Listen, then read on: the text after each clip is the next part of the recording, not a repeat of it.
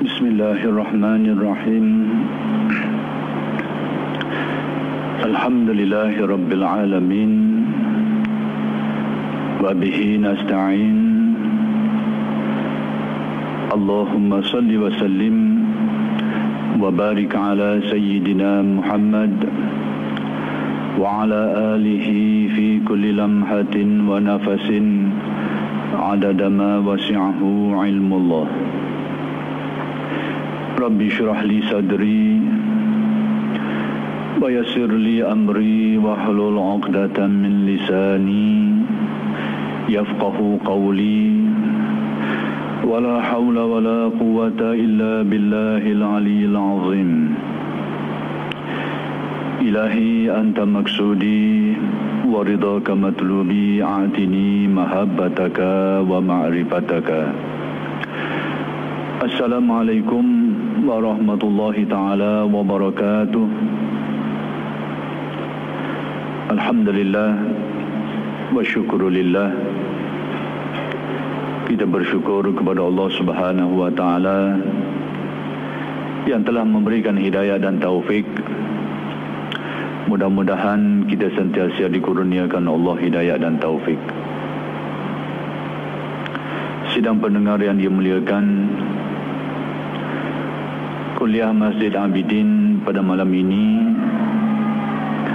masih lagi ingin menyambung kupasan mengenai hijab-hijab yang menutup mata hati. Qala syarih rahmatullah alaih, Ahmad bin Hanbal radhiyallahu anhu bertemu dengan Ahmad ibnu Abi al-Hawari. Maka berkata Ahmad bin Hanbal, ceritakanlah kepada kami apa-apa yang pernah kau dengar dari gurumu Abu Sulaiman. Jawab Abi al-Hawari, bacalah subhanallah, tetapi tanpa rasa kekaguman. Setelah dibaca oleh Ahmad bin Hanbal subhanallah, maka berkata Abil Hawari, aku telah mendengar Abu Sulaiman berkata, apabila jiwa yakni hati manusia benar-benar berjanji akan meninggalkan semua dosa, nescaya akan terbang ke alam malakut, yakni di langit. Kemudian kembali membawa berbagai ilmu hikmat tanpa berhajat kepada guru. Demikianlah kisah yang disebut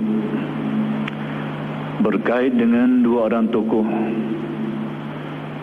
Seorang itu Ahmad ibnu Hanbal dikenali kerana kealiman beliau di dalam ilmu fiqh, ilmu fiqh, ilmu syariah. Dan seorang lagi Ahmad ibnu Abi al-Hawari, seorang yang terkenal dengan ilmu tasawufnya. Dan beliau ini adalah murid kepada Abu Sulaiman Ad-Darani radhiyallahu anhu. Jadi kisahnya berligar di sekitar pertanyaan. Al-Imam Ahmad bertanyakan beliau tentang pelajaran-pelajaran yang pernah diajar oleh Abu Sulaiman Ad-Darani. Maka antara yang diajarkan, kata Ibnu Abi al-Hawari, disuruhnya Al-Imam Ahmad supaya menyebut subhanallah. Tapi sebutan itu bukan sebutan seperti yang biasa disebut oleh kebanyakan orang. Kerana kita ini selalunya menyebut subhanallah bila terkejut. Berarti yang menguasai fikiran hati kita adalah peristiwa-peristiwa yang pelik yang terjadi. Lalu terungkaplah di lidah kita subhanallah. Jadi peristiwa itulah yang menguasai hati dan fikiran kita. Dan itulah yang mendorong kita untuk menyebut subhanallah. maka itu tidak dikendaki. Yang dikendaki orang menyebut subhanallah sebagai suatu bentuk zikir yang ingat kepada hakikat maknanya. Itulah yang disuruh oleh Ahmad ibnu Abi Al-Hawari. Sekiranya seseorang itu menyebut dalam bentuk tadi, menyebut subhanallah dalam keadaan hati menilik hakikat maknanya, orang ini dikatakan akan terbang ke alam malakut. Inilah yang akan saya huraikan beberapa perkara supaya tidak menimbul kekeliruan. Jadi siapakah yang mengucap demikian itu sehingga mencapai maksud itu, sehingga terjadi demikian? Orang yang bagaimana? Sebab itu berkata Ibnu Abi Al-Hawari ketika menjelaskan, apabila jiwa manusia itu berjanji, yang bernekat atau berazam untuk meninggalkan semua dosa, lalu dalam keadaan itu dia akan terbang ke alam malakut. Dia akan memasuki alam malakut. Apa maksud kata-kata ini? Pertama sekali, hal itu dialami oleh jiwa yang sudah mantap teguh untuk menghadapkan diri kepada Allah.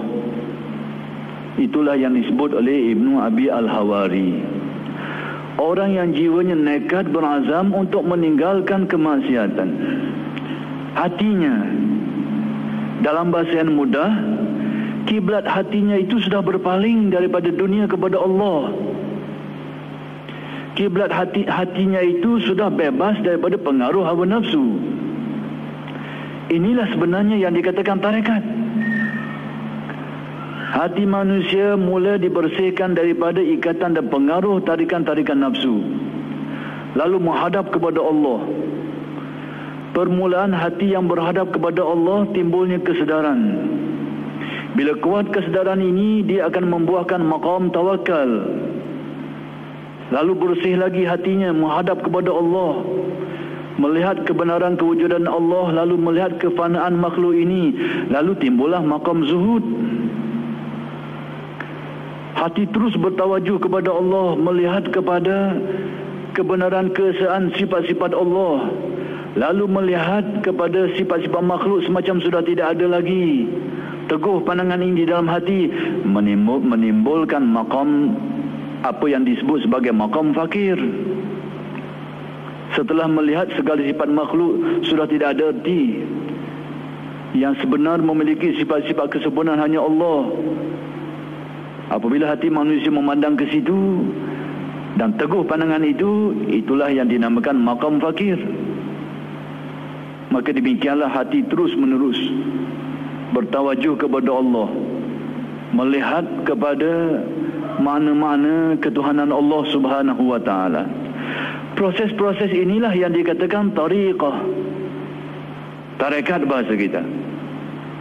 Hati mula, kalau dapat disimpulkan, hati mula berpaling daripada memandang dunia kepada memandang Allah.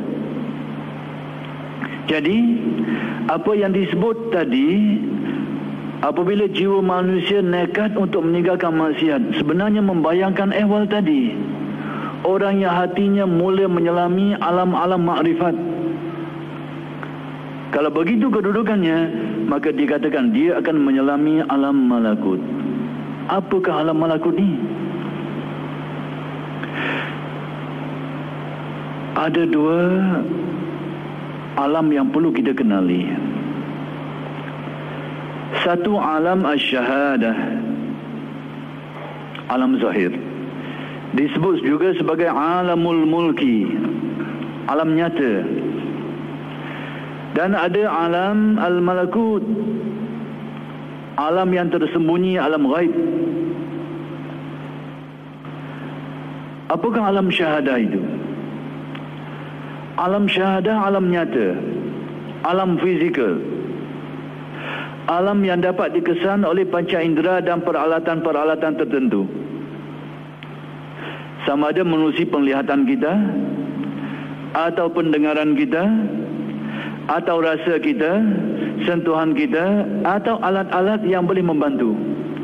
Apa jua yang dapat dikesan dengan peralatan ini, dengan panca ini, maka alam itu dikelaskan sebagai alam asy-syahadah. Kuman, mata tak boleh nak tengok, tapi ada alat yang boleh melihatnya, masih dikira sebagai alam syahadah. Elektrik, tak nampak, tapi ada peralatan dapat mengesannya. Jin pula ke mana? Jin, makhluk yang bernama jin ni, tak nampak depan mata ni, dan barangkali bersama kita juga celah-celah orang, mana tahu. Agaknya bagaimana? Maka menurut sebahagian peneliti, makhluk ini masih dikelaskan sebagai alam zahir, alam fizikal, alam syahadah, sekalipun tidak kelihatan. Jadi dinamakan ghaib nisbah kepada kita tidak dapat melihatnya, tapi kewujudannya itu masih dikelaskan sebagai alam syahadah. Kenapa? Kerana ada orang dapat mengesannya. Orang-orang yang mahir dalam perkara ini, yang pakar tentang perkara ini, dapat mengesan kehadirannya. Ada pun malaikat, ada orang boleh kesan malaikat mari secara fizikalnya, dengan panca inderanya, ataupun dia reka satu alat boleh nampak gambar malaikat mari bayang-bayang yang nampak. Seperti itu kah? Tidak. Jadi malaikat itu di alam ghaib, tidak dapat dikesan. Dia termasuk alam malakut. Demikian juga kehidupan di dalam kubur. Semua orang percaya, tidak ada ingkar. Tidak ada orang ingkar hakikat, kerana sabit dengan nas, dijelaskan di dalam hadis, adanya kehidupan di dalam kubur sebelum akhirat, yang ternyata bahawa kehidupan itu dinamakan alam barzakh. Dan alam barzakh ini, apakah kita boleh mengesannya? Dengan panca indera kita, kita boleh menyelaminya. Penglihatan kita, pendengaran kita, tidak. Kalau diperlihat pun kepada orang-orang tertentu secara mukasyafah, tidak kepada semua orang. Tidak menerusi panca indera kita yang zahir ini, dan tidak ada peralatan untuk menyelami perkara itu. Terus pasang video cam sekali tengok, nampak tau geletik keletah takut kan dalam kubur. Nampak tukar tu api tu ke, terus sekali tengok, masuk tak dalam video cam, tidak akan ditemui. Kenapa? Kerana alam barzakh itu adalah dari alam malakut, alam ghaib, bukan alam syahadah, bukan alam nyata. Maka demikianlah yang perlu kita fahami, alam zahir, alam syahadah, dan alam ghaib. Maka alam ghaib ini dinamakan, diistilahkan oleh para ulama sebagai alam malakut. Bahkan perkataan ini juga disebut dalam Al-Quran. Nabi Allah Ibrahim pernah minta dari Allah supaya melihat malakut, diperlihatkan malakut. Dia minta sehingga Allah Ta'ala bertanya kembali, awalam tu'min, apakah engkau tidak percaya? Lalu Allah Ta'ala menyuruh supaya diambil burung dan dipotong-potong, dipisahkan di tempat yang jauh. Wad'uhunna ya'tinaka sa'ya, panggillah dia, dia akan datang hidup kembali. Begitulah Allah Ta'ala ingin memperlihatkan malakut. Maksudnya apa? Yang menghidup dan mematikan itu adalah urusan Allah, urusan alam ghaib. Yang kita lihat sekarang kenyataannya, manusia hidup, dimatikan.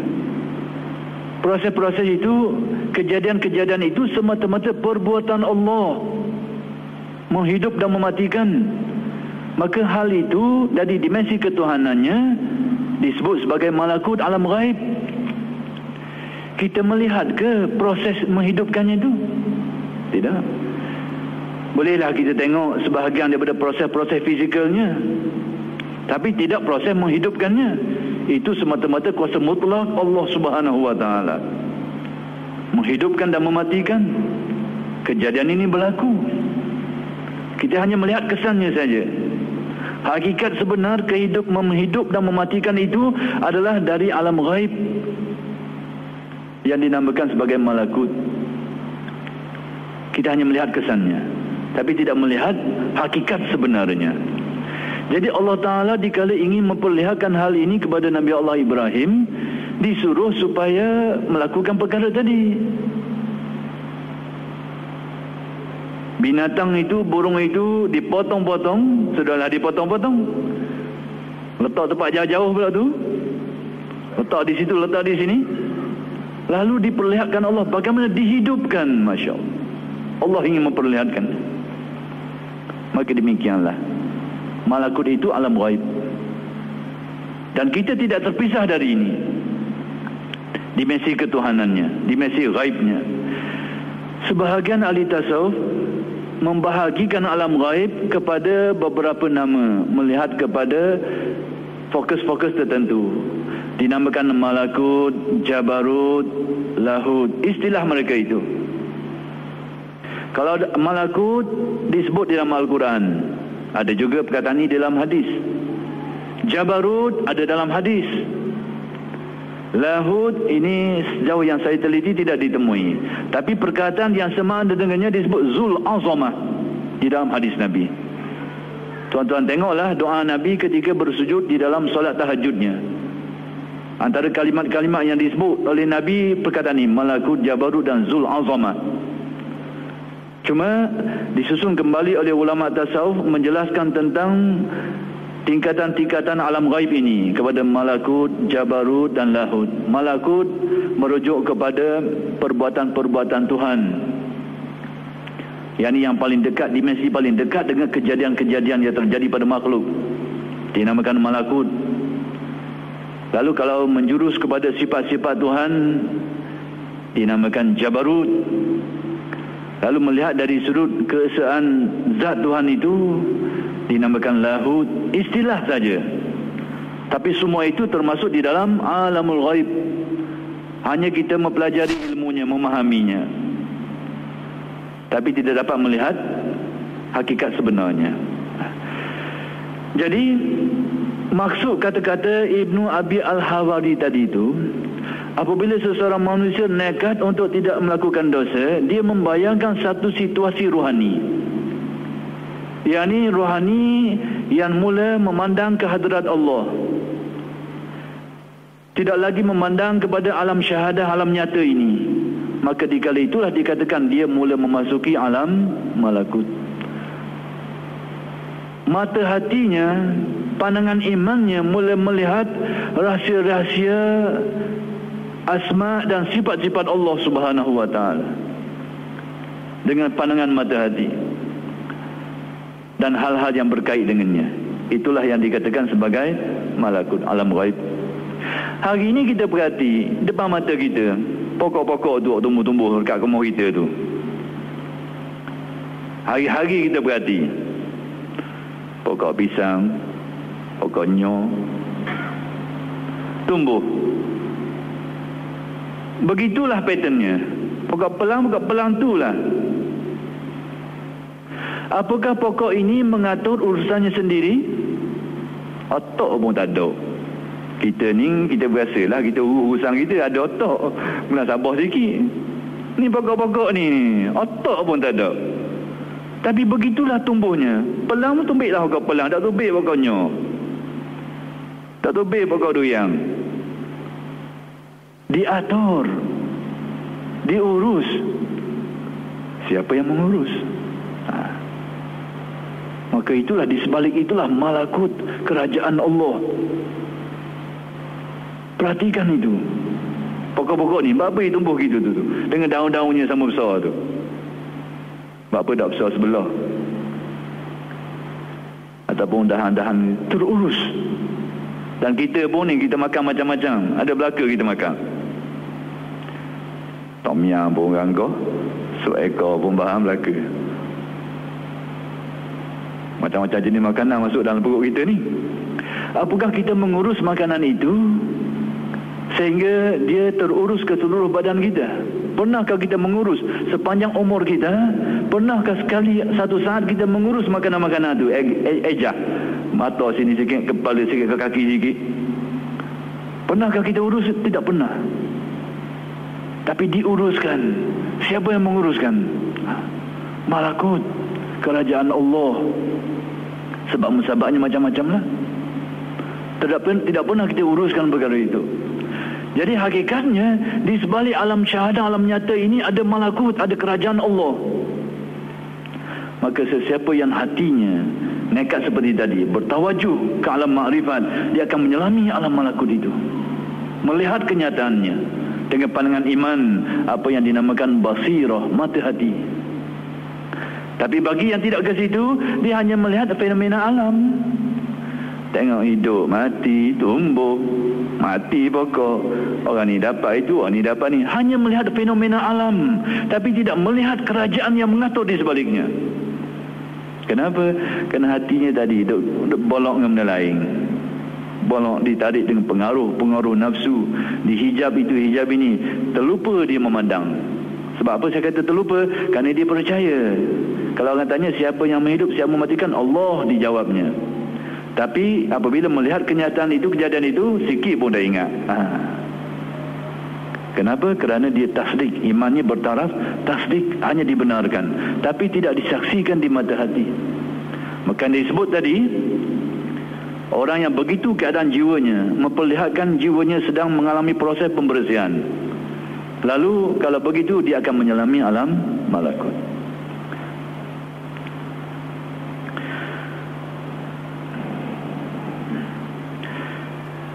Kata Ibnu Abi Al-Hawari, orang ini kalau menyelami alam malakut, dia akan kembali membawa berbagai ilmu hikmat, ilmu kebijaksanaan, tanpa berhajat kepada guru. Tidak perlu kepada guru. Yani dia akan mendapat kefahaman ilmu yang langsung diajar, diilhamkan kepadanya, sehingga dapat memahami perkara-perkara itu tanpa belajar. Itu maksudnya.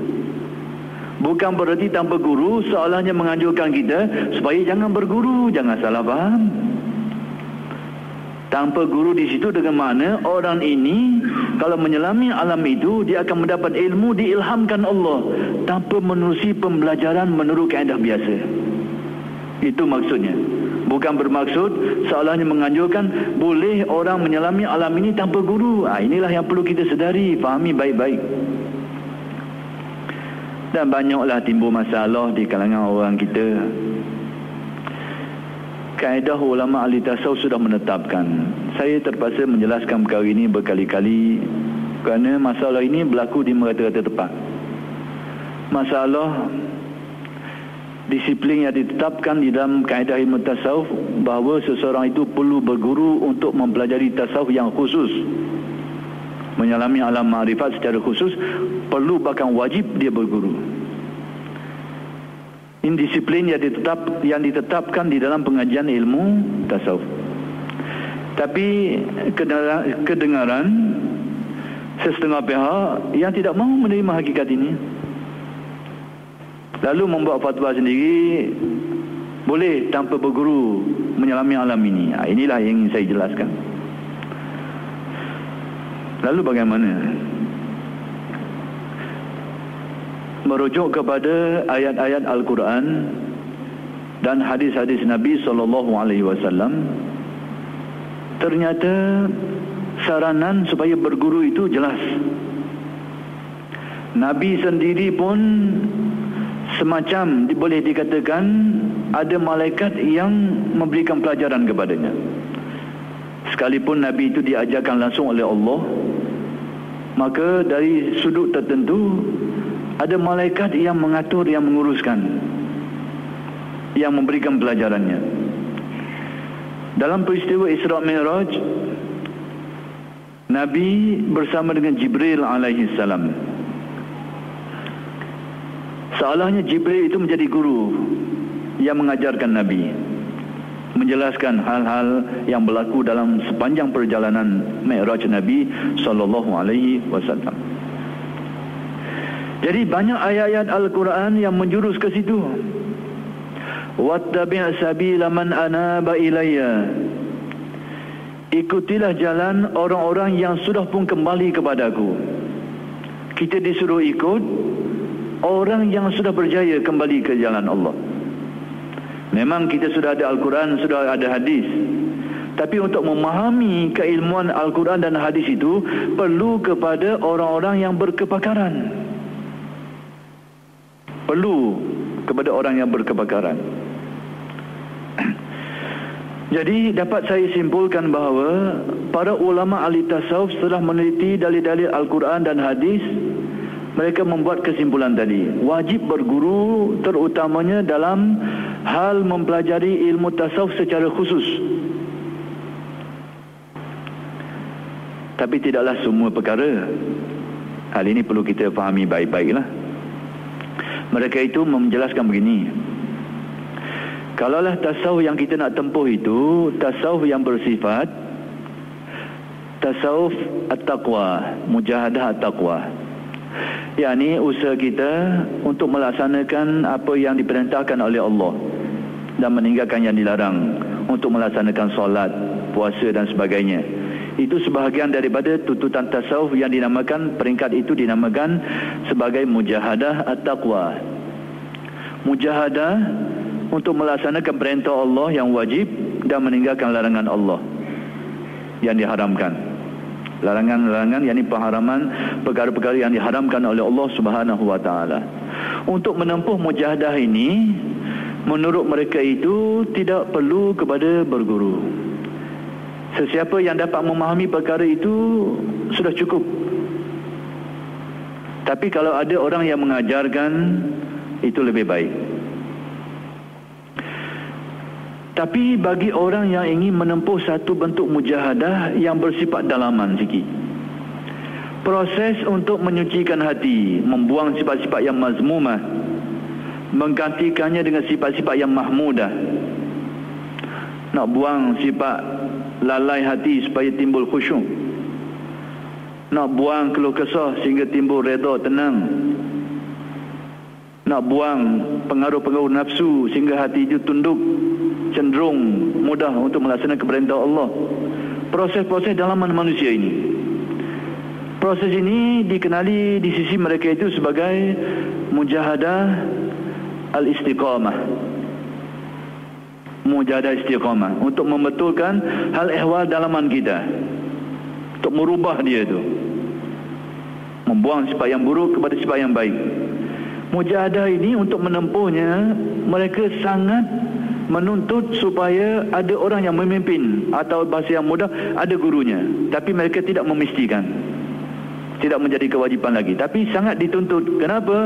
Kerana urusan ini agak sulit, agak payah.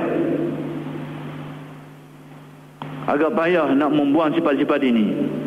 Dia seumpama tebuang yang buat sarang dalam tanah. Tengok atas tu comel dah ada, rupanya dalam tu berseranggoh terbuang. Kadang-kadang boleh berlaku begitu. Jadi kita rasa kita ni comel dah, rupanya dalam beratah sekali. Jadi sukar untuk seseorang mengesan yang tersembunyi. Maka sebab itu ahli tasawuf sangat menganjurkan supaya ada syekh yang memantau perkara ini, tapi bukan menjadi suatu kewajipan. Itulah yang dinamakan mujahadah istiqamah. Tapi kalau ada, sangat baik. Adapun mujahadah yang ketiga, usaha untuk mencapai maqam ihsan, membuka hijab-hijab hati sehingga mencapai hakikat iman. Mujahadah ini diistilahkan oleh mereka itu sebagai mujahadah al-kashfi. Mujahadah membuka hijab-hijab hati sehingga mencapai hakikat ihsan, terbuka rahsia musyahadah, tercapai hakikat iman. Bagi orang yang ingin menempuh mujahadah ini, diperwajibkan, dipersyaratkan semestinya ada guru. Jadi di sinilah kita boleh faham. Jadi tasawuf itu ada banyak tingkatannya. Kalau untuk melaksanakan perintah Allah, meninggalkan yang dilarang, itu bukanlah menjadi kewajipan berguru. Demikian juga untuk baiki sifat-sifat dalaman itu. Tapi kalau ada, sangat baik. Tapi bagi orang yang ingin menyelami hal-hal yang lebih dalam dari itu, wajib dia berguru. Tapi menempuh mujahadah yang ketiga itu bukanlah menjadi kewajipan. Dia adalah satu kesempurnaan, bukan menjadi kewajipan. Yang wajib mujahadah taqwa pertama tadi itu. Lepas tu dituntut pula mujahadah istiqamah. Bahkan ada kalanya menjadi wajib, seperti kita nak buang sifat buruk kita, hasad dengki kita, supaya kita hilang sifat itu. Itu sebahagian daripada mujahadah istiqamah, menjadi kewajipan. Jadi tengok, tasawuf yang mana yang kita tempuh. Yang menjadi kewajipan berguru tasawuf pada maqam mujahadah al-kashfi tadi. Maka sesiapa yang menempuh maqam mujahadah ini tanpa guru, inilah yang selalu membawa penyelewengan, membawa kepada kesesatan. Al-Imam At-Tusi di dalam karyanya Al-Lumah menceritakan kisah yang terjadi pada seorang tuan guru, namanya Syekh Abdul Wahid bin Zaid. Nak cerita macam mana orang yang cuba masuk ke alam itu tanpa pimpinan selalu diperdaya. Berguru pun belum pasti, belum jamin, tapi mudah-mudahan selamat, mudah-mudahan. Bagai kita kalau nak jemurkan sungai agak ada perahu, mudah-mudahan selamat. Tak ada perahu berat nanang. Kalau ada perahu, macam-macam dalam tu ada, buaya pun ada, ikan piranha pun ada, macam-macam. Jadi terjadi pengalaman lama ni, terjadi pada Tuan Syekh Abdul Wahid bin Zaid ni. Siapa beliau ini? Penerus, salah seorang penerus keilmuan Al-Imam Hasan Al-Basri ni, Syekh Abdul Wahid bin Zaid ni. Dia melatih muridnya dengan mujahadah yang agak berat, sehingga menjadikan sekelompok murid-muridnya itu tak tahan, akhir sekali lari buat kumpulan sendiri, reka sendiri. Reka, masalah reka sendiri ni. Satu hari dipertemukan Allah antara guru ini dengan bekas murid-murid ini. Pandai reka ilmu sendiri ni, buat ni mujahadah pesen sendiri ni, ikut fahaman, ikut akal sendiri ni. Jadi bertemulah dua orang ini. Maka si yang murid ini bercerita dengan begitu bangga sekali. Kami ini sudah tinggi maqam, mencapai maqam tinggi, boleh masuk syurga katanya. Gaya cakap pun dah sedap dah. Maqam tinggi lah ni. Sebab itu tasawuf ini ilmu tawadung, ilmu rahsia. Kalau ada orang mengaku tasawuf, cakap sebelum mudah, maka sebut tinggi, kena nilai 10 kali. Nak mudah menyalah, orang tu sebut dah betul, dia saja betul belaka, kena nilai 20 kali jenis gini, kena nilai. Kerana tasawuf itu membawa kita merasa fakir diri, miskin diri, hina diri, tak ada apa satu. Bahkan kita akan merasakan orang lain semuanya lebih baik dari kita. Itu tasawuf nak bawa kita ke situ. Jadi bila si murid ini cerita dengan sedar ni, masuk syurga makam tinggi lagi ni, Syekh ni nak tengok lah, nak rasa kat sekali, boleh tak aku nak masuk atas syurga mu masuk tu. Bahasa mudah gitulah. Tak apa, dengan yakin dia bawalah Tuan Syekh ni pergi ke satu tempat. Tapi bila sampai menjelang senja, keadaan berubah. Rupanya jadi sungguh rupanya. Keadaan sudah berubah. Keadaan padang pasir itu tiba-tiba bertukar menjadi satu ehwan yang sangat cantik, indah, seolah-olahnya macam syurga lah. Hal ini ternyata dialami oleh Syekh Abdul Wahid ini. Perubahan keadaan tadi, berubah keadaan comel, benda yang tidak terbayang, yang disangkakan oleh para murid tadi sebagai syurga. Jadi dia asyik dengan benda tu, galik dan rasa sedar hati. Lepas tu cakap dah sebelum mudah tu, makam tinggi ni, makam tinggi sungguh gitu tu. Tengok, lalu apa kesudahan ceritanya? Jadi Allah Ta'ala menjaga hamba-hambanya yang soleh. Wa huwa yatawalla salihin. Allah Ta'ala menjaga hambanya yang bagaimana, yang dijaga oleh Allah, yang soleh, hatinya penuh makrifat, penuh tawaduk hatinya, penuh makrifat hatinya, dijaga oleh Allah. Wa huwa yatawalla salihin. Terasa nak tengok bahagian bawah ni, tengok apa benda. Sebab dalam pengalaman itu, mari orang-orang yang berjubah hijau ni bawa makanan minuman sedar-sedar ni, galik orang ni makan. Syekh ni tiba-tiba terasa nak tengok bahagian bawah, nampak rupa-rupanya kelihatan kaki-kaki binatang. Pelik ni. Syekh itu sedar bahawa kumpulan kelompok murid-murid ini, bekas murid-murid ini yang menyangka masuk syurga ni, berada di maqam yang tinggi, alam yang tinggi ini, sedang terpedaya. Apa yang terjadi keesokan harinya? Mereka ini bergelimang di dalam najis-najis binatang. Rupanya duduk di kandang binatang, najis-najis saja, yang mereka sangkakan duduk dalam syurga, diperdaya oleh nafsu dan setan. Na'udzubillahi min zalik. Berlaku. Perkara yang serupa berlaku kepada Al-Imam Junaid. Murid dia ada seorang tu, waktu baru beramah dia berzikir tu, dia rasa naik di maqam yang tinggi, naik ke langit. Dia rasa syok, asyik. Mula pandang rendah orang, dia seorang betul belaka. Jadi gitu. Jadi Allah Ta'ala telah membuka rahsia ini kepada Junaid dengan menerusi firasatnya. Dia datang ke rumah murid itu. Dia kata, kalau engkau mengalami lagi pengalaman ini, bacalah la hawla wa la quwata illa billah. Si murid ini, dia sangka dia betul. Betul aku ni, kata. Na'udzubillahi min zalik. Dia rasa dia betul. Sehingga hampir-hampir dia tidak melaksanakan perintah gurunya. Yang guru besar, kalau kau mengalami lagi keadaan tadi, kau sebut la hawla wa la quwata illa billah. Dia rasa, dok molek ni, kata ni. Akal dia tu. Dia rasa molek. Hampir-hampir dia tidak melaksanakan yang diperintahkan. Tapi barangkali nasib memihak kepadanya. Dia kata, baik juga aku uji sekali kata-kata tuan guru Junaid ni. Dia pun sebut la haula wala quwata illa billah. Debung hilang habis hak molek-molek ayat alami tu. Di mana dia? Jatuh dalam jambang. Duduk dalam jambang rupanya. Masya-Allah. Ini. Jadi ahli-ahli rohani yang suka benda-benda begini ni perlu berhati-hati. Terutamanya biarlah merujuk kepada tuan guru yang benar, yang jujur, yang mempunyai harta yang silsilah, yang sahih, yang bersambungan sampai ke hadirat Nabi besar Muhammad sallallahu alaihi wasallam. Jadi maksud tidak berguru di sini dengan arti dia dapat ilmu hikmah itu tanpa mesti belajar. Bukan seolahnya tasawuf mengatakan tidak payah berguru. Jangan salah faham. Bagaimana kenyataannya para ulama? Ulama ahli tasawuf yang membuat kenyataan seperti tadi, mereka sendiri macam mana? Orang yang katakan wajib berguru ni, mereka sendiri tuan-tuan kajilah sejarah hidup mereka itu. Tuan-tuan cari seorang je ulama ahli tasawuf yang disenarai sebagai ahli tasawuf. Ingat tu, yang disenarai sebagai ahli tasawuf, yang muktabar, yang diakui sebagai seorang sufi ahli tasawuf. Cari seorang je.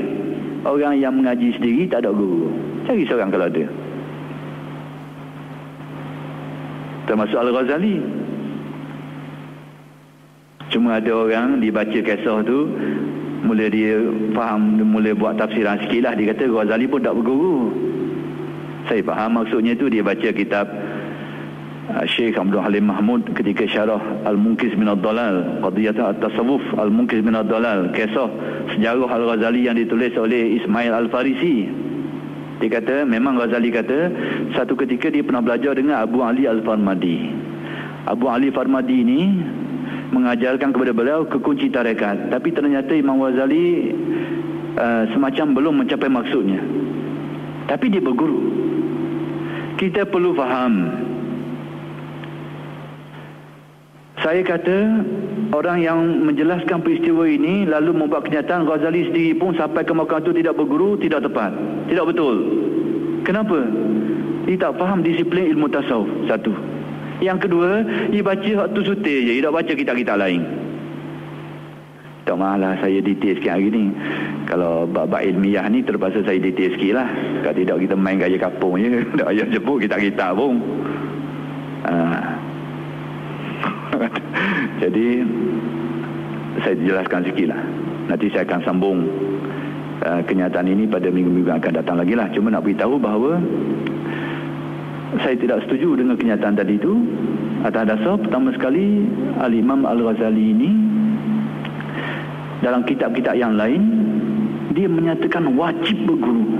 Dia sendiri menyatakan dalam Ihya, dalam Khulasah At-Tasanif fi Tasawuf, dia sendiri menyatakan wajib berguru dalam tasawuf ni secara khusus ni. Jadi kalau orang kata Ghazali sendiri sampai maka tu tak berguru, sangat jauh, berlawang terus dengan apa yang disebut dalam kitab-kitab yang lain. Dan yang kedua, mengenai hal ini, ternyata orang yang kata gitu dia kurang faham disiplin ilmu tasawuf. Nanti yang secara detail insya-Allah saya akan terangkan pada minggu-minggu yang akan datang. Aku lu qauli hadza wa astaghfirullahalazim li wa lakum. Assalamualaikum warahmatullahi taala wabarakatuh.